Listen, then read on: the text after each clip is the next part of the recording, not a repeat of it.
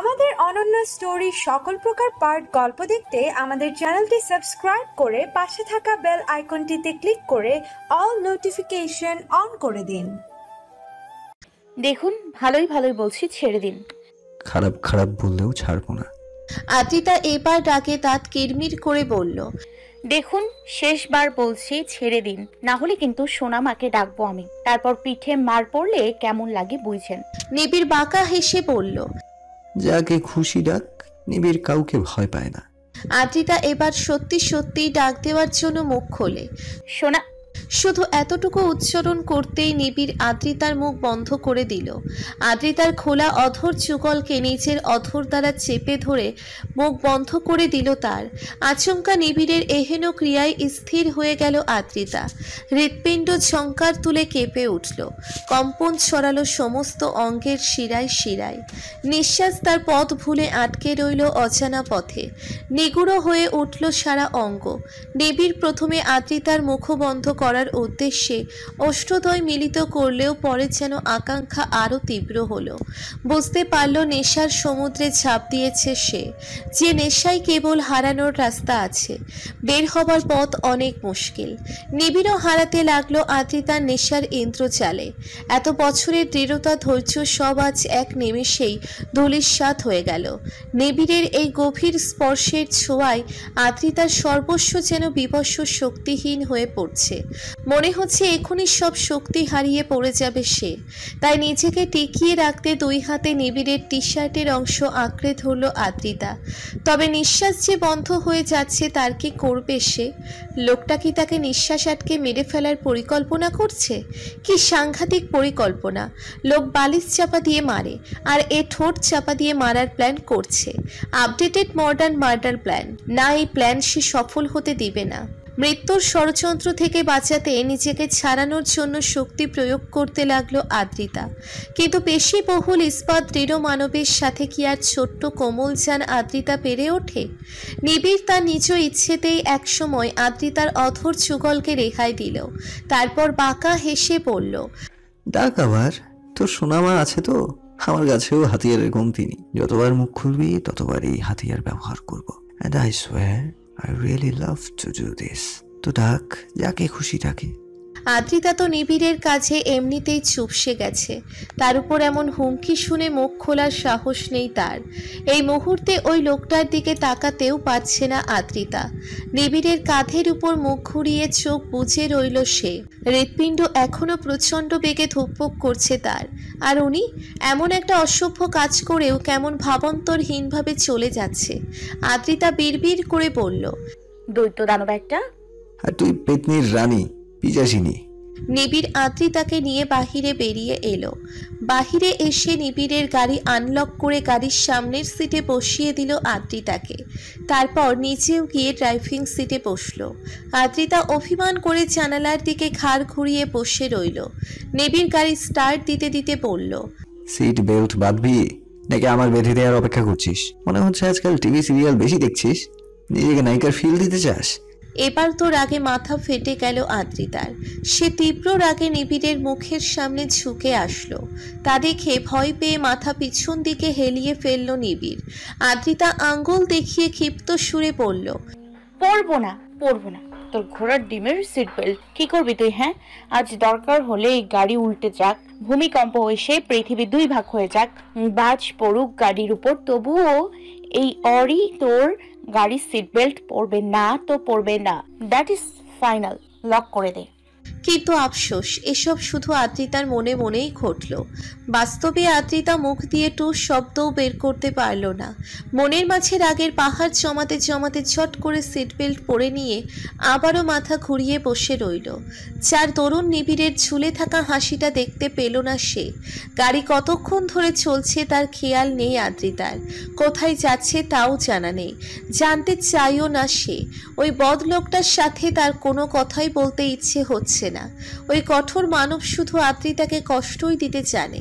তার জীবনের একটাই উদ্দেশ্য, দুনিয়াতে কষ্ট আছে যত, আদ্রিতার উপরেই সব করো বিসর্জিত। মনটা অভিমানে অভিমানে ফেঁপে উঠছে আদ্রিতার, কান্না আটকাতে সক্ষম হচ্ছে না সে। অবাধ্য নোনা জল নিচু পথ ধরে বেরিয়ে পড়ছে, মাথা অন্যদিকে ঘুরিয়েই রেখেছে এখানে। নিবিড়কে দেখাবে না তার চোখের জল, তবে আদ্রিতা কি আর জানে তার মনোভাব বোঝার জন্য পাশের ব্যক্তির চোখের দেখার প্রয়োজন হয় না? সে তো না দেখেও সবই টের পাচ্ছে। হঠাৎ গাড়ি ব্রেক কষা টের পেল আদ্রিতা, তবুও ফিরে তাকালো না, ওভাবেই বসে রইল সে। নিবিড় গাড়ি থেকে নেমে আদ্রিতার পাশে এসে দরজা খুলল। আদ্রিতা এবার অভিমানে উল্টে দিকে মাথা ঘুরিয়ে নিল, চোখে এখনো নীরব বৃষ্টি ঝরছে তার। নিবিড় হাত বাড়িয়ে কোলে তোলার জন্য আদ্রিতার হাত ধরতে নিলেই আদ্রিতা হাত ঝটকা মেরে সরিয়ে নিল। আবার ধরতে কয়েকবার করার পর নিবিড় এভাবে জোর করেই আদ্রিতাকে কোলে তুলে নিল। আদ্রিতা এবার একটু শব্দ করেই ফুপিয়ে কেঁদে উঠল। দুই হাতে নিবিড়ের বুকে এলোপাথারি কিল মারতে মারতে কান্নাজড়িত কণ্ঠে বলে উঠল, ছাড়ুন আমাকে, ছাড়ুন বলছি। আপনি খুব পচা, খুব খুব খুব দ্বৈত দানব একটা। থাকবো না আমি আপনার কাছে। আপনি না আমাকে দেখতে চান না, আমিও তাই আপনার সামনে আসবো না। ছাড়ুন বলছি। কথা বলছে আর ফোপাচ্ছে আদ্রিতা। নিবিড় সেসবের তোয়াক্কা না করে আদ্রিতাকে নিয়ে সামনে এগিয়ে গেল। সামনে নির্জন নদীর কিনারা। নিবিড় আদ্রিতাকে নিয়ে নদীর কিনারায় ঘাসে পড়ে গিয়ে বসল। ক্রন্দনরত আদ্রিতাকে বুকের মাঝে আগলে নিল সে। আদ্রিতার হাতের প্রহার বন্ধ হয়ে এলো এবার। নিবিড়ের উষ্ণ আলিঙ্গনে যেন আরো আবেগী হয়ে উঠল সে। বুকের মাঝে মুখ লুকিয়ে ফুপিয়ে ফুপিয়ে কেঁদে তার অভিমান ব্যক্ত করল। নিবিড় চুপচাপ শুধু আদ্রিতাকে বুকের মাঝে মিশিয়ে রাখল। কিছুক্ষণ পর নিবিড় আদ্রিতার মুখের দিকে ঝুঁকে উকি দিয়ে বলল, কিরে কান্দুনির মা, কান্না কি আজ থামবে? দজ্জাল শাশুড়ি যেমন তার ছেলের বউকে মারে, তেমন মেরে মেরে আমার কলিজা ফুসফুসের তো ভর্তা বানিয়ে দিলি, তারপরও কাঁদছিস। এখন কি আমাকে গরম তেলে ফ্রাই করে ক্ষান্ত হবি? তুই তো আবার পেতনি, কোনো ভরসা নেই। আজ তো ফ্রাই করে খেয়ে ফেলবি, তাও বিনা ঢেকুর তুলে। সুইচ বাটনের মতো কান্না থেমে গেল আদ্রিতার। রাগের সুইচ অন হয়ে গেল আবার। মানে একটা লোক কতটা বদ হতে পারে তার থার্মোমিটার তৈরি করার জন্য এই লোকটাকে নেওয়া উচিত। রাগে অভিমানে আদ্রিতা নিবিড়ের কোল থেকে সরে যাওয়ার চেষ্টা করতে করতে বলল, আমি পেটনি না, ঠিক আছে? ছেড়ে দিন আমাকে। কে বলেছে ধরে রাখতে? নিবিড় হঠাৎ গম্ভীর সুরে বলল, ছেড়ে দিব? সত্যি ছেড়ে দিতে বলছিস? বুকের মাঝে খচ করে ধারালো কোনো কিছু বিঁধল যেন আদ্রিতার। ব্যথা হলো ভীষণ রকম। আতকে তাকালো নিবিড়ের দিকে সে। সেই চোখে চোখ রেখে নিবিড় আদ্রিতার গালে হাত বুলিয়ে মায়াবী সুরে বলল, বল না, আমি ছেড়ে দিলে খুশি হবি তুই? আমি এত খারাপ বুঝি? আদ্রিতার কি যেন হয়ে গেল। সে নিবিড়ের বুকে আবারও মাথা রেখে দুই হাতে নিবিড়কে জড়িয়ে ধরে করুণ সুরে বলল, হ্যাঁ, খুব খারাপ আপনি, খুব খারাপ। আমার চাওয়া দিয়ে কি হবে? আপনি নিজেই তো বারবার আমাকে ছেড়ে যান, বারবার দূরে সরিয়ে দেন। আগেও একবার ছেড়ে চলে গিয়েছিলেন, আবার সেদিন ওভাবে আমাকে রেখে চলে এলেন কিছু না বলে। একবারও কি আমার কথা ভাবলেন না? আমার কেমন লাগছিল তা একবারও জানতে চাননি। এই কয়েকটা দিন কিভাবে কেটেছে তা আমিই ভালো জানি শুধু। নিবিড় আদ্রিতার মুখটা ধরে কপালে চুমু খেয়ে কপালে কপাল ঠেকিয়ে মায়াময় সুরে পড়ল, তো কি করতাম? ওখানে থাকলে যে সব ধ্বংস করে দিতাম আমি। হয়তো তুইও রক্ষা পেতি না, তাই তো চলে গিয়েছিলাম নিজেকে নিজের মতো নিয়ন্ত্রণে আনতে। ওখানে থাকলে রাগের বশে কি করতাম আমি নিজেও জানি না। আপনি ভুল বুঝছেন। আপনি যা ভাবছেন তেমন কিছুই না। আসলে সেদিন আমি জানতাম না। এতটুকু বলতেই নিবিড় আদ্রিতার ঠোঁটে তর্জনী আঙ্গুল চেপে পড়ল। হেস, আমাকে সাফাই দিতে হবে না, তোর উপর কোনো সন্দেহ নেই আমার। আমি জানি তুই ইচ্ছে করে ওর কাছে যাসনি। যদি এমন কিছু হতো তাহলে হয়তো নিজ হাতে তোকে মেরে আমি নিজেও মরে যেতাম। আমি সব সহ্য করতে পারি পুতুল, সব মানে সব। কঠিন থেকে কঠিন বিষয়ও মেনে নিতে পারি, শুধু কোনো তৃতীয় ব্যক্তিকে তোর কিঞ্চিত পরিমাণও দিতে পারবো না। যদি তার মনে তোকে নিয়ে কোনো বাসনা থাকে তাহলে তো কখনোই না। আচ্ছা, তোর প্রতিচ্ছবি কারোর চোখে ক্ষণিকের জন্যও থাকবে, তা বরদাস্ত হয় না আমার, কিছুতেই না। তুই আমার মন বাগানের ফোটা একমাত্র নিষ্পাপ ফুল। তোর উপর অন্য কারোর নজর সইব না আমি। আর এমন কিছু যখন ঘটে তখন নিজের উপর নিয়ন্ত্রণ হারিয়ে ফেলি আমি। আমি চাইনি আমার দ্বারা ওই ব্যক্তির জান চলে যাক। অন্তত জহি ভাবির জন্য হলেও আমার নিজেকে নিয়ন্ত্রণে রাখা প্রয়োজন ছিল, তাই চলে গিয়েছিলাম। আর আজ তোকেও আমি এই কারণেই চলে যেতে বলেছি, কারণ তুই আমার ভুল ধারণা দূর করার নামে বারবার ওই ইডিয়েটটার নাম নিচ্ছিলি, যা আমার রাগ আরো বাড়িয়ে দিচ্ছিল। আদ্রিতা মাথা নিচু করে বিড়বিড় করে বলল, হ্যাঁ, রাগ তো যেন ওনার আবাদের ফসল, সারা বছর বাম্পার ফলন দিয়ে ভরে থাকে। নিবিড় আদ্রিতার কোমরে মুচড়ে ধরে চোয়াল চিবিয়ে পড়ল। কি বললি? জয় বল। নিবিড়ের মুচড়ে ধরায় আদ্রিতা ব্যথা পেয়ে পেয়ে খেয়ালিতে নিচের আঘাত পাওয়া পা নড়াতেই পায়েও ব্যথা পেয়ে হালকা আর্তনাদ করে উঠল। নিবিড় ব্যতিব্যস্ত হয়ে বলল, কি হলো, ব্যথা পেয়েছিস দেখি? নিবিড় ফোনের টর্চ জ্বালিয়ে আদ্রিতার পায়ের ক্ষত খুঁটিয়ে খুঁটিয়ে দেখতে লাগলো।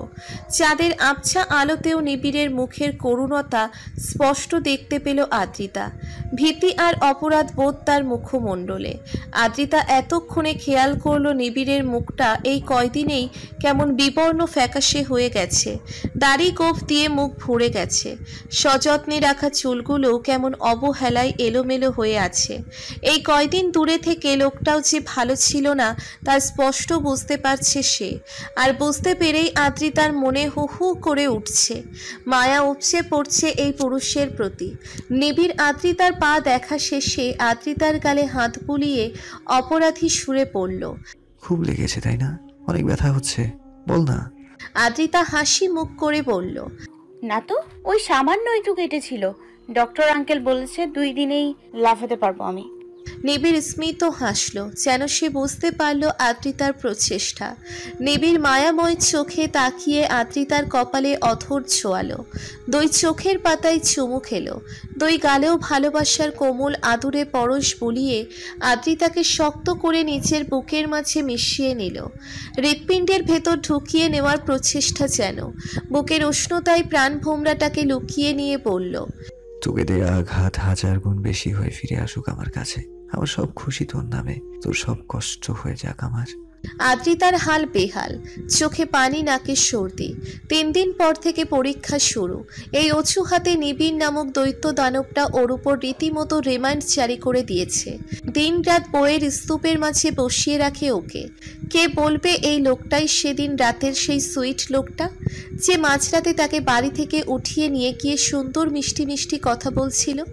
অথচ সে রাতের দানব রূপ ইজ ব্যাক। পড়ার নামে আদ্রিতার উপর কঠিন জুলুম করে যাচ্ছে। তার এই করুণ দশা দেখার কেউই নেই এই ধরায়।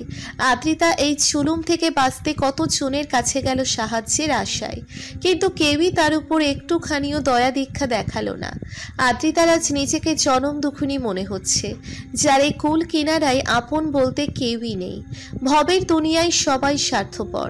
বারবার ওই গানটা মনে পড়ছে, কারে দেখাবো মনের দুঃখ গো আমি বুক চিরিয়া। 100 মিটার লম্বা দুঃখ মনে নিয়ে পড়ার টেবিলে বসে আছে আদ্রিতা। তার সামনেই জল্লাদের মতো বসে আছে জনাব নিবিড় শাহরিয়ার। পরনে অ্যাশ কালারের ঢোলা ঢালা টি শার্ট আর বাদামি রঙের 3/4 প্যান্ট। বসে বসে ল্যাপটপে কাজ করছে। দৈত্য দানবটা এখন আর অফিসেও বেশি যায় না। বলে কিনা আদ্রিতার এক্সামের প্রিপারেশনের জন্য ওনার বাসায় থাকা জরুরি। শুধুমাত্র জরুরি কোনো মিটিং ছাড়া সব কাজ বাসা থেকে করছেন উনি। বলি, কেন রে ভাই, তুই কি ডক্টর ঝটকা? হ্যাঁ, বানানো কোনো গ্যাজেট নাকি যে তুই সামনে বসে থাকলেই আমার মস্তিষ্ক সব ডাটা অটোমেটিক ট্রান্সফার হয়ে যাবে? এত চাপ কেন নিতাছোস ভাই? একটু চিল মার না, নিজেও খুশি থাকো আর আমাকেও খুশি থাকতে দাও। কিন্তু আফসোস, এসব মুখে বলতে পারার সাহস কোথায় আদ্রিতার? সে ছোট্ট মোট্ট একটা মাসুম জান, আর কোথায় ওই বিশাল দৈত্য দানব? কিছু বললে চাবিয়ে খেয়ে না ফেলবে। তাই তো দুঃখের তিক্ত করল্লার জুস সেবন করে অসহায় আদ্রিতা বয়ে মুখ গুজে বসে আছে, কিন্তু মন বসাতে বরাবরই অক্ষম হচ্ছে। নিচ থেকে সবার হাসির আওয়াজ আসছে। তাসান ভাইয়া এসেছে। সে নিশ্চয়ই সবাইকে তার মজার মজার কথায় হাসাচ্ছে। তা জেনেও কিভাবে আদ্রিতা পড়ায় মন বসাবে? সে এখানে বইয়ের গাদায় জান দিচ্ছে আর ওরা মজা করছে। এ কেমন বিচার? না, আর মানা যাচ্ছে না। আদ্রিতার মাথায় টুকুস করে একটা ব্র্যান্ড নিউ কুবুদ্ধি এলো। সে একবার চোরা চোখে তাকিয়ে দেখলো নিবিড়ের নজর আপাতত ল্যাপটপেই আছে। কাজের মাঝে কিছুক্ষণ পর পর নিজের চুলে আঙ্গুল চালিয়ে ব্রাশ করছে।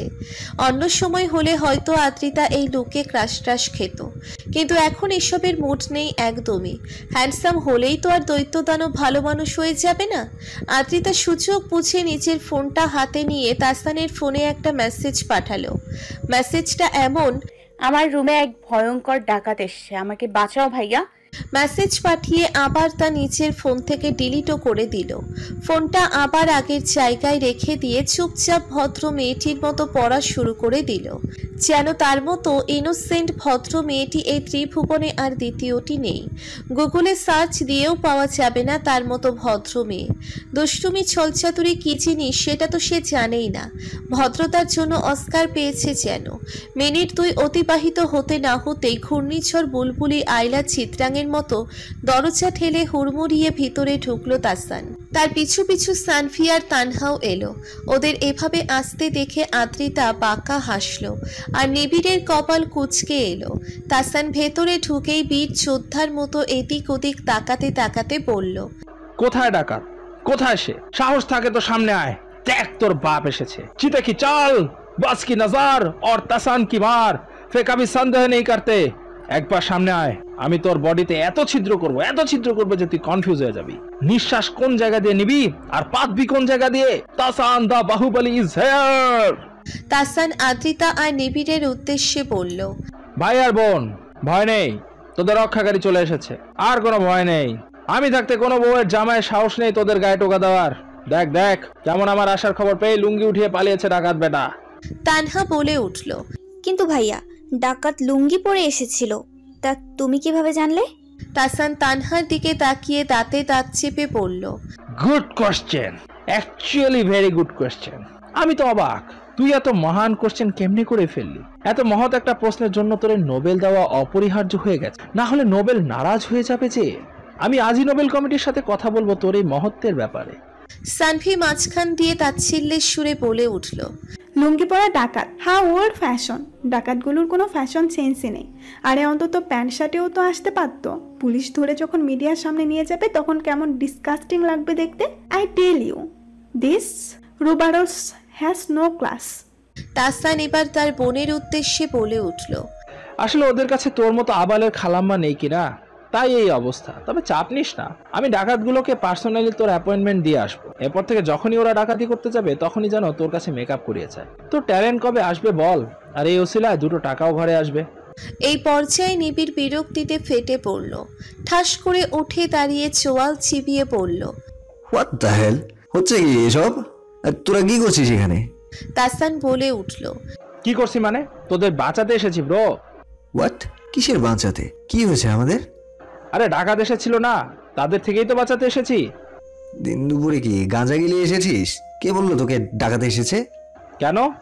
অরিই তো মেসেজ পাঠালো, এই দেখ। তাসান ফোন বের করে ওরির মেসেজ দেখালো। তা দেখে চোয়াল শক্ত করে দাঁতে দাঁত পিষে তাকালো আদ্রিতার দিকে। আদ্রিতা তখন মাসুম নাদান বাচ্চার মতো মুখ করে বলে উঠল, কে আমি? কই না তো। আমি কেন এমন করতে যাব? আমার মাথার উপর পরীক্ষা, সেই টেনশনে আমার নিঃশ্বাস নেওয়ার সময় নেই। তাহলে মেসেজ পাঠাবো কখন? বিশ্বাস না হলে এই যে আমার ফোন, চেক করে দেখুন।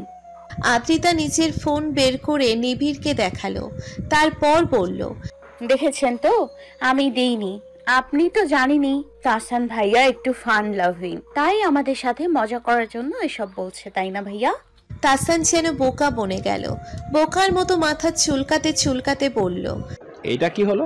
তাহলে কি ভূতে মেসেজ পাঠালো? নিবিড় তীক্ষ্ণ দৃষ্টিতে তাকালো আদ্রিতার দিকে। আদ্রিতা শুকনো ঢোক গিলল। তার ছলচাতুরি যে লোকটা বুঝে গেছে তা বুঝতে পেরেই ভয়ে আত্মা শুকিয়ে এলো তার। নিবিড় আদ্রিতার দিকে সরু চোখে তাকিয়ে থেকে তাসানদের উদ্দেশ্যে বলল, তোরা যা এখন, এই ভূত পেতনিকে তো আমি দেখছি। তাসানরা বেরিয়ে গেল। নিবিড় এবার দরজা আটকে ছিটকিনি লাগিয়ে চোখ মুখ শক্ত করে আদ্রিতার দিকে তাকিয়ে ওর দিকে অগ্রসর হতে নিলেই আদ্রিতা ঝট করে বই খুলে নিজের মুখের সামনে ধরে জোরে জোরে পড়া শুরু করে দিল।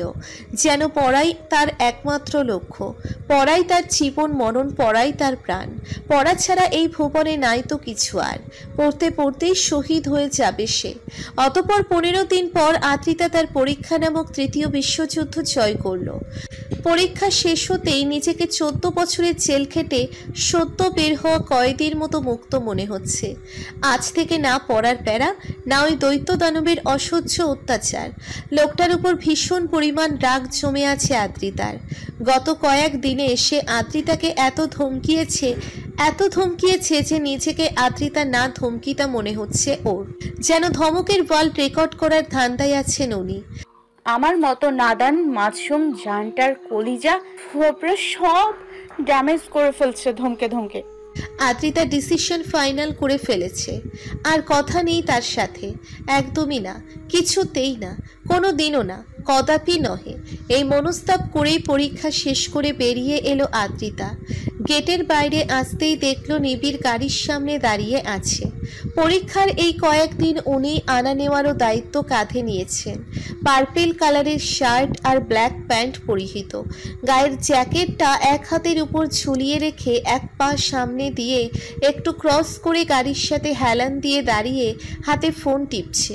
তাকে দেখে আদ্রিতার অবাধ্য মনটা ক্রাশ খাওয়ার জন্য হা করতেই আদ্রিতা অদৃশ্য একটা কষিয়ে থাপ্পড় মারল তাকে। থাপ্পড় মেরে মনে মনেই বলল,